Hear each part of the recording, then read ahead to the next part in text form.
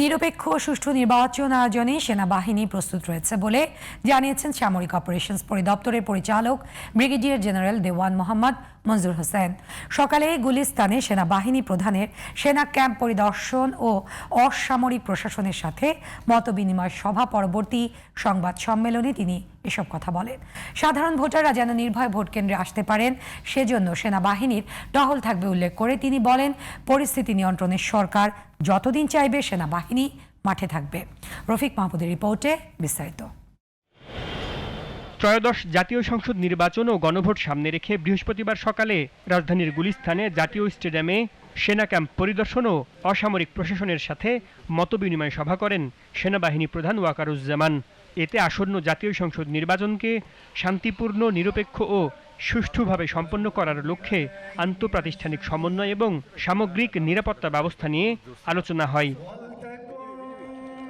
এ সময় aid to the civil পাওয়ারের আওতায় মোতায়েনকৃত সেনা সদস্যদের কার্যক্রম পর্যবেক্ষণ ও প্রয়োজনীয় দিক নির্দেশনা প্রদান করেন সেনাবাহিনী প্রধান।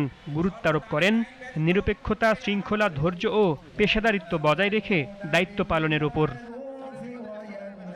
পরে সাংবাদিকদের সাথে সার্বিক বিষয়ে কথা বলেন সামরিক অপারেশনস পরিদপ্তরের পরিচালক ব্রিগেডিয়ার জেনারেল দেওয়ান মোহাম্মদ মঞ্জুর হোসেন। এ সময় হারিয়ে যাওয়া অস্ত্র উদ্ধারে অভিযান চলমান রয়েছে বলে জানান তিনি। মানে হারিয়ে যাওয়া, লুট হওয়া একটা অস্ত্রের একটা বড় অংশ এখনো আমরা উদ্ধার করতে পারিনি, যেটা 1300-র কাছাকাছি। আমি যেটা বলছিলাম যে এই অস্ত্র উদ্ধারের কার্যক্রমটা আমি আমার বক্তব্যের সময় বলেছি যে এই কার্যক্রমটা চলমান রয়েছে এবং প্রতিনিয়ত আমরা অভিযান পরিচালনা করছি। আমি গত 24 ঘন্টার কথা যদি বলি, যে গতকাল সকাল 7টা থেকে আজকে সকাল 7টা, এই 24 ঘন্টায় আমরা 15টি অস্ত্র উদ্ধার করেছি। নিরপেক্ষ ও সুষ্ঠুভাবে নির্বাচন আয়োজনে অসামরিক প্রশাসনকে সর্বাত্মক সহায়তা দিতে সেনাবাহিনী প্রস্তুত বলেও জানান মঞ্জুর হোসেন।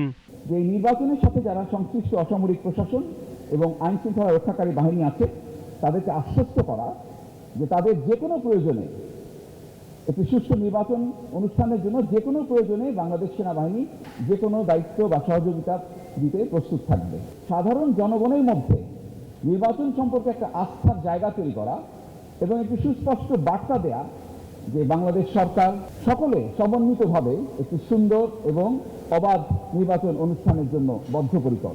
নির্বাচন সামনে রেখে সেনা মোতায়েন বাড়িয়ে 1 লাখ করা হয়েছে।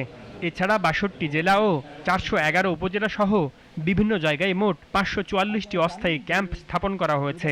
থ্যাংক ইউ, আপনারা সবাই ভালো থাকবেন। Rafiq Mahmud, GTV news, Dhaka.